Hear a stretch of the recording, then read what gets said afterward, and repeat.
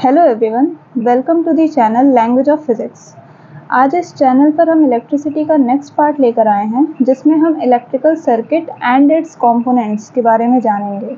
मतलब electrical circuit में जो जो कंपोनेंट्स यूज़ होते हैं उनके बारे में जानेंगे और वो किस तरीके से सीरीज़ कॉम्बिनेशन या पैरेलल कॉम्बिनेशन में कनेक्टेड होते हैं किसी भी सर्किट में, और उनका सिंबल क्या है और उनका फंक्शन क्या है। इन सारी चीज़ों के बारे में हम आज इस लेक्चर में जानेंगे। तो चलिए स्टार्ट करते हैं। तो आज का हमारा जो टॉपिक है उसका नाम है electrical circuit. Electrical circuit, okay.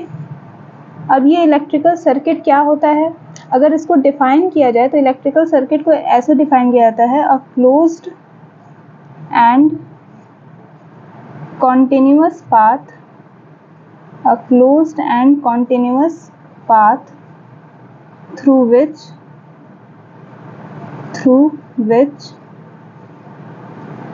electrical current flows. Okay, closed and continuous path through which electrical current flows.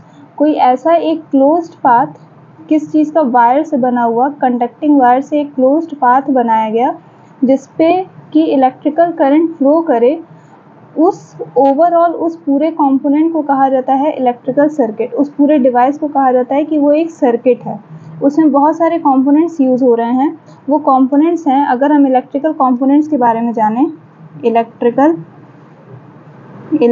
Components, जो जो कंपोनेंट्स हम बेसिक जो सर्किट बनाने के लिए जो जो कंपोनेंट्स हम यूज़ करते हैं वो हमारा क्या होता है, एक लोड होता है। लोड में आप बल्ब ले सकते हो या फिर कोई और इलेक्ट्रिकल अप्लायंसेस, कोई और इलेक्ट्रिकल अप्लायंसेस ले सकते हैं हम, जिसमें करंट हमें फ्लो कराना हो।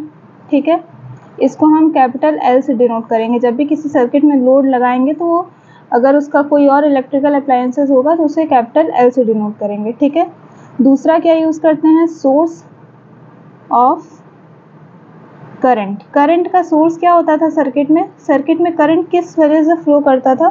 सर्किट में करंट फ्लो करता था सेल या और बैटरी लगाने की वजह से, है ना। सर्किट में जब तक हम सेल या बैटरी नहीं कनेक्ट करते थे तब तक हमारा करंट फ्लो नहीं करता था सर्किट में। तो सोर्स ऑफ करंट क्या होता था? सेल या बैटरी। नेक्स्ट हमारा होता था स्विच, या जिसको हम और भी कुछ कहते थे, क्या कहते थे, प्लग की या स्विच। अब ये जो प्लग की या स्विच होगा वो हमारा दो टाइप का होगा, एक या तो क्लोज्ड स्विच होगा, क्लोज्ड स्विच, या फिर हमारा होगा एक ओपन स्विच। अब किस कंडीशन में करंट फ्लो करता है सर्किट में? क्या सर्किट में क्लोज्ड स्विच रखेंगे तब करंट फ्लो करेगा या ओपन स्विच रखेंगे तब करंट फ्लो करेगा? ये देखेंगे जब स्विच को हम लगाएंगे सर्किट में तब। ठीक है, नेक्स्ट है हमारा एक फ्यूज़। ये फ्यूज़ बहुत ही इंपॉर्टेंट डिवाइस होता है जो कि किसी भी इलेक्ट्रिकल सर्किट में यूज़ किया जाता है। इसको बेसिकली कहा जाता है कि ये एक तरीके का सेफ्टी डिवाइस होता है।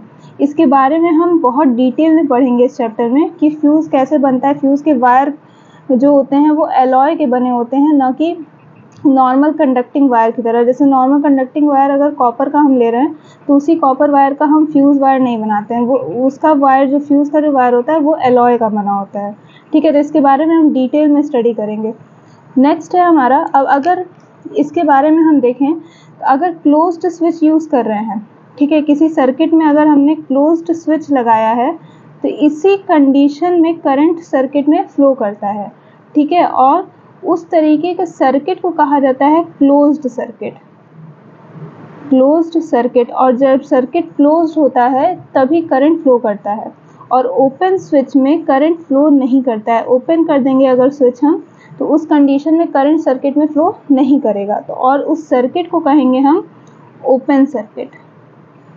Open circuit, okay. अब देखते हैं इलेक्ट्रिकल सर्किट जो हमारा बनता है वो कैसे बनता है। बेसिक इलेक्ट्रिकल सर्किट तो हम डायग्राम बनाने जानते हैं। अगर हम सर्किट डायग्राम देखें, circuit diagram, basic electrical circuit diagram हमारा कैसे बनता था? अगर मैं यहाँ पर एक बल्ब लगा दूं, ठीक है, ये हमारा हो गया बैटरी। नेक्स्ट हम यहाँ पर लगा दें एक प्लग की या स्विच, और यहाँ एक लगा दें अमीटर। ये हमारा बेसिक सर्किट डायग्राम होता था, है ना। अब इसमें ये पॉजिटिव नेगेटिव करंट हमारा यहाँ से फ्लो करेगा, इधर से फ्लो करते हुए निकलेगा, और जिसकी वजह से ये बल्ब हमारा ग्लो करेगा। ओके, बल्ब हमारा ग्लो करेगा। अच्छा, अब ये जो इलेक्ट्रिकल सर्किट है, इसमें जो ये तो बेसिक कंपोनेंट्स हो गए ना। अब हम इनके और जो इम्पोर्टेंट कंपोनेंट्स यूज़ होते हैं, जैसे इंडक्टर हो गया, रजिस्टर हो गया, या अमीटर को कैसे लगाते हैं सीरीज कम्बिनेशन में, वोल्ट मीटर को पैरेलल कम्बिनेशन में, सेल क्या होता है, बैटरी क्या होता है, और सबका सिंबल क्या है। अब इस लेक्चर में अब हमें ये देखना है, ठीक है। तो यहाँ हेडिंग कर लेते हैं basic electrical components, basic electrical components, और यहाँ लिख देते हैं उनके सिंबल, क्या उनका सिंबल होता है, ठीक है। तो अब बेसिक इलेक्ट्रिकल कंपोनेंट्स अगर हम देखने जाएं तो इसमें फर्स्ट हम लिखते हैं किसके बारे में, सेल के बारे में। और सेल को अगर हमें सिंबॉलिकली दिखाना है तो कैसे दिखाएंगे, एक प्लस साइन और एक माइनस साइन, इस तरीके से दिखाया जाता है सेल को। और सेल का यूज़ क्या है, क्यों सेल हमें लगाना है सर्किट में, it provides potential difference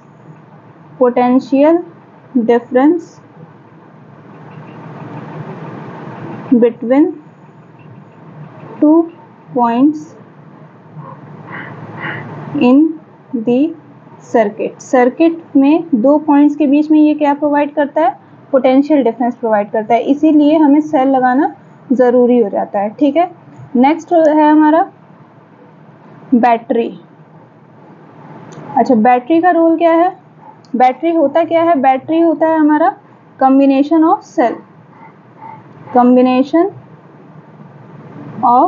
cell. और अगर सेल को हम सीरीज कनेक्शन में बहुत सारे सेल्स लगा दें इस तरीके से, तो ये क्या बन जाता है, बैटरी। ओके, ये क्या हो गया, हमारा बैटरी हो गया। सीरीज कॉम्बिनेशन में हमने बहुत सारे सेल्स को जब लगा दिया तो ये हमें क्या दे दिया, बैटरी दे दिया। ओके, नेक्स्ट हमारा स्विच, या जिसको हम प्लग की भी कहते हैं, है ना, स्विच या प्लग की। ये क्या है, अब इसमें 2 कंडीशन है, एक तो है हमारा ओपन स्विच, और नेक्स्ट है हमारा क्लोज्ड स्विच, ठीक है। अगर ओपन स्विच को अगर सर्किट में दिखाना है तो हम इस तरीके से शो करते हैं। अगर हम ये ब्रैकेट बना दिए और इसमें बीच में कोई पॉइंट नहीं दिए तो इसका मतलब हमारा जो स्विच है वो ओपन है, और ओपन स्विच होने का मतलब कि स्विच ऑफ है, मतलब सर्किट में करंट फ्लो नहीं करेगा, सर्किट में ब्रेकडाउन हो गया है यहाँ पर, जिसकी वजह से एक पूरा कंटिन्यूइंग पाथ नहीं मिल रहा है करंट को फ्लो करने की वजह से, इसलिए करंट नहीं फ्लो करेगा। अब चाहे हम इसको इस तरीके से डिनोट करें या फिर इस तरीके से डिनोट करें, ये इसमें भी क्या हो रहा है, ये वायर इस वायर से कनेक्टेड नहीं है, जब तक ये वायर कनेक्ट नहीं होगा तब तक करंट सर्किट में फ्लो नहीं करेगा, और स्विच हमारा कैसा कहलाएगा, ओपन स्विच कहलाएगा, और वो सर्किट कैसी कहलाएगी, ओपन सर्किट कहलाएगी, ठीक है। नेक्स्ट अगर क्लोज स्विच की बात की जाए तो क्लोज स्विच को हम इस तरीके से सर्किट में डिनोट करते हैं, ठीक है। ये हमारा क्या है, क्लोज्ड सर्किट है या क्लोज्ड स्विच है। अब इसको इस तरीके से भी डिनोट किया जाता है, एंड लास्ट आप ऐसे भी डिनोट कर सकते हो, इस तरीके से। ओके, यहाँ पर ये क्या हो गया, ये वायर कनेक्ट हो गया, जब वायर कनेक्ट हो गया तो यहाँ पर सर्किट में करंट फ्लो करने लगा, एक क्लोज्ड पाथ मिला करंट को फ्लो करने के लिए, इसलिए सर्किट में करंट फ्लो कर रहा है, और ये सर्किट कैसा होगा, क्लोज्ड सर्किट होगा जिसमें करंट फ्लो करता है। ओके, नेक्स्ट है हमारा जॉइंट वायर। अगर 2 या 2 से अधिक वायर एक जगह पे मिल रहे हैं तो उनको हम सर्किट में डिनोट कैसे करेंगे कि अगर 2 वायर एक जगह हम ले आके कनेक्ट कर दिए हैं तो सर्किट में उसे डिनोट कैसे किया जाएगा। तो सर्किट में उन्हें डिनोट करने का तरीका ये होता है कि मान लीजिए एक वायर ये आया और एक ही वायर ये आया, तो यहाँ पर ये दोनों क्या हो गए, कनेक्ट हो गए। अब आप ऐसे डिनोट करिए चाहे आप ऐसे डिनोट करिए, ये दोनों ही तरीका है। 2 वायर्स अगर एक दूसरे से कनेक्टेड हैं किसी पॉइंट पर तो आप इस तरीके से डिनोट करेंगे, ठीक है। नेक्स्ट है हमारा 5th, wires crossing each other, wire crossing each other without connection, या विदाउट जॉइनिंग। कनेक्शन नहीं, जॉइनिंग कहना ज़्यादा बेटर है, विदाउट जॉइनिंग, ठीक है। अगर वायर एक दूसरे को क्रॉस कर रहे हैं विदाउट जॉइनिंग, अगर 2 वायर्स एक दूसरे से क्रॉस कर रहे हैं और वो एक दूसरे को ज्वाइन नहीं कर रहे हैं इस तरीके से, दोनों अलग अलग वायर्स हैं, तो मान लीजिए एक वायर हमारा ये है और दूसरा वायर विदाउट जॉइनिंग अगर इधर से इसको इस साइड पास करना है तो ये कैसे पास करेगा, इस तरीके से पास करेगा। जब हम इस तरीके से एरो बना के दिखा दिए, इसका मतलब कि हमारा ये वायर और ये वायर दोनों एक दूसरे से जॉइन नहीं है, दोनों अलग अलग जा रहे हैं। ये वायर अपना कनेक्ट होकर कहीं जा रहा है और ये वायर इधर से आ रहा है, ठीक है। तो इसका मतलब ये दोनों वायर्स एक दूसरे में जॉइन नहीं है। Next, electrical bulb. 6th, electrical bulb. Electrical bulb, अब ये क्या होता है इलेक्ट्रिकल बल्ब। इलेक्ट्रिकल बल्ब तो हम बहुत बार सिंबल दिखा चुके हैं इसका। आप चाहे ऐसे बनाओ इलेक्ट्रिकल बल्ब को या फिर आप ऐसे बनाओ, ठीक है। ये दोनों ही तरीका है हमारा इलेक्ट्रिकल बल्ब बनाने का। आप चाहे इस तरीके से बनाओ चाहे आप इस तरीके से बनाओ। इसके बाद है आपका 7th, रजिस्टर। रजिस्टर और रेजिस्टेंस, ठीक है।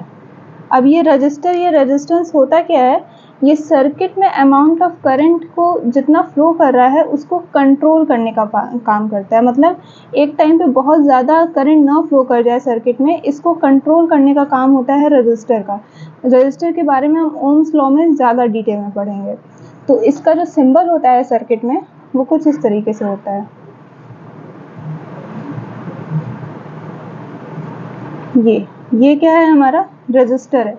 अब रजिस्टर बनाने का तरीका ये होता है कि अगर आप नीचे से स्टार्ट कर रहे हो इस तरीके से बनाना तो आप एंडिंग ऊपर पे ही करोगे, या आप ऊपर से स्टार्ट कर रहे हो बनाना तो आप नीचे पे ही एंडिंग करोगे। ये नहीं कि आप किसी भी तरीके से आप ऐसे बना दिया आपने या फिर आप कुछ भी ये ऐसे बना दिया, तो ये रजिस्टर नहीं होता है। सर्किट में रजिस्टेंस दिखाने का तरीका ये नहीं होता है। तो एक प्रॉपर आपको इस तरीके से एज पे ले जाकर इस तरीके से दिखाना, और एंडिंग अगर स्टार्टिंग आप नीचे से कर रहे हो तो एंडिंग आपको ऊपर से ही करनी रहती है। ये प्रॉपर तरीका है रजिस्टर को सर्किट में दिखाने का, ठीक है। नेक्स्ट है हमारा 8th, रियोस्टेट। रियोस्टेट और इसी को कहा जाता है वेरिएबल रेजिस्टेंस। Variable resistance. अब रियोस्टेट क्या होता है, या जिसको वेरिएबल रेजिस्टेंस भी कहते हैं, जैसे हमारा रेजिस्टेंस है, रेजिस्टेंस अगर आप इस तरीके से डिनोट कर रहे हो सर्किट में, तो ये जो रेजिस्टेंस है ये एक फिक्स वैल्यू का होता है। 2 ओम, 3 ओम, 5 ओम, 1.5 ओम, इस तरीके से एक फिक्स वैल्यू का ये रेजिस्टेंस होता है। लेकिन जब आप किसी सर्किट में वेरिएबल रेजिस्टेंस लगाते हो, वेरिएबल रेजिस्टेंस का एक बॉक्स आता है, ठीक है। अगर उस वो बॉक्स में जो होते हैं बहुत सारे रेजिस्टेंस लगे रहते हैं, आपको जिस अमाउंट में करंट फ्लो कराना है उस हिसाब से आप रेजिस्टेंस की वैल्यू चेंज कर देते हो। और रेजिस्टेंस की वैल्यू अगर हम अपने हिसाब से डिसाइड करके चेंज कर सकें तो उस तरीके के डिवाइस को रियोस्टेट कहा जाता है या वेरिएबल रेजिस्टेंस कहा जाता है, ठीक है। अगर हम किसी सर्किट में वेरिएबल रेजिस्टेंस लगाए हैं तो उसको अगर सर्किट में डिनोट करना है तो इस तरीके से डिनोट किया जाता है। ये आपने बनाया ये, और इसके ऊपर एक एरो का साइन इस तरीके से। जब आप ये एरो का साइन दिखा दिया, इसका मतलब जो आपने रेजिस्टेंस लगाया है वो आपके हिसाब से वेरी कर रहा है। आप जो वेरी करना चाहो, जितना वैल्यू लगाना चाहो रेजिस्टेंस का आप लगा सकते हो, या फिर ऐसे डिनोट करते हैं।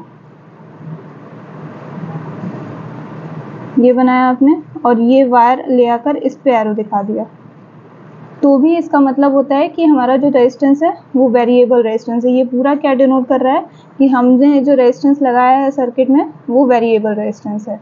ठीक है, नेक्स्ट है हमारा अमीटर, 9th अमीटर।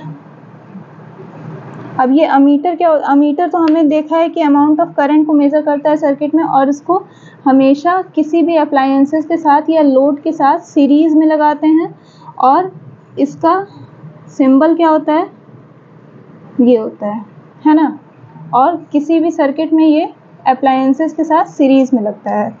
नेक्स्ट हमारा वोल्ट मीटर, वोल्ट मीटर। और वोल्ट मीटर कैसे लगाते हैं सर्किट में, वोल्ट मीटर क्या होता है, amount of potential difference between 2 points in the circuit को मेजर करता है, और इसको सर्किट में किसी भी लोड के साथ या किसी भी इलेक्ट्रिकल अप्लायंसेस के साथ हमेशा पैरेलल में जोड़ते हैं। और इसको डिनोट कैसे किया जाता है, या इसका सिंबल क्या होता है, ऐसे, और V लिख देते हैं बीच में, और प्लस और माइनस, ये वोल्ट मीटर होता है। सर्किट में हमेशा ये किसी भी इलेक्ट्रिकल अप्लायंसेस के साथ पैरेलल में कनेक्ट होता है, और अमीटर हमेशा सीरीज में कनेक्ट होता है। ठीक है, next and last fuse. Fuse जो होता है सर्किट में इस तरीके से डिनोट किया जाता है, ये आपने बनाया, ये वायर और ये इस तरीके से सिंबॉलिकली डिनोट किया जाता है फ्यूज को। इस फ्यूज के बारे में हम डिटेल स्टडी करेंगे जब ओम्स लॉ पढ़ लेंगे उसके बाद। ठीक है, तो ये था हमारा कुछ कंपोनेंट्स और उनके बेसिक सिंबल्स कि हम सर्किट में कैसे डिनोट करेंगे उन्हें। नेक्स्ट लेक्चर में अब हम स्टार्ट करेंगे ओम्स लॉ और रेजिस्टेंस के बारे में। रेजिस्टेंस के बारे में भी डिटेल स्टडी करना है, प्लस ओम्स लॉ और उसका VI कैरेक्टरिस्टिक देखेंगे, मतलब पोटेंशियल और करंट के बीच में ग्राफ बनाकर देखेंगे कि जब कोई सर्किट ओम्स लॉ फॉलो करता है तो उनका पोटेंशियल डिफरेंस और करंट के बीच में ग्राफ कैसा बनता है। ठीक है, तो ये हम नेक्स्ट लेक्चर में देखेंगे। अगर आपको ये वीडियो अच्छा लगा हो तो लाइक शेयर ज़रूर करिएगा और चैनल को सब्सक्राइब करिएगा। Thank you so much for watching.